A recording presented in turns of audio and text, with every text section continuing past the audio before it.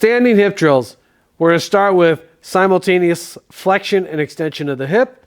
Bring your feet together, sticks at 11 o'clock and 1 o'clock with the bottom of the sticks slightly angled in towards you. So when you push the sticks down into the floor, it will follow your natural arm drive towards your center mass. Push the stick hands chest level, push the sticks into the floor at about 50 to 60% of your max effort, and bring the left hip up into flexion. As you bring that left hip up into flexion, we're making sure that you have a nice tall spine. Do not lean back and do not bend the base leg or your ground leg. Make sure that everything is vertically stacked. Head is over the shoulders, shoulders over the hips, and the hips are over the ankle.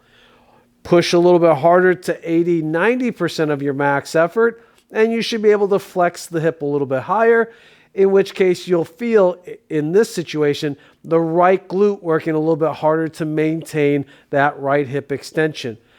You can hold these for 6 to 10 seconds or a little bit longer. Do about 3 or 4 reps of each and then switch sides. Do a comparison of each side. You may find that there is a difference from one side to the other. Once you've done these flexion extension of the hips, we then want to work on internal and external rotation. The same setup, feet together, sticks at 11 and 1, hands are chest level. I'm going to push the sticks down into the floor at about 50 to 60% of my max efforts. And here I'm going to bring my right hip up into flexion. I want to keep my thigh bone or my right quad in the same exact spot. So I want to keep it nice and still. And I want to take my right foot and tap the right stick. This is internal rotation. And then I'm going to go over and tap the left stick with the instep, not the bottom of my foot, and that's external rotation. Internal, external. Internal, external. Make sure that the rest of your body is not moving.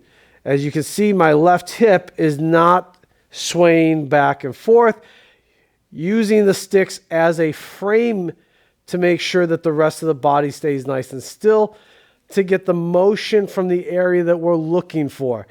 If your base leg hip is swinging side to side, then move the stick closer to the midline and decrease that angle so that it's achievable. It just means that you're trying to work a range of motion that your body doesn't have access to.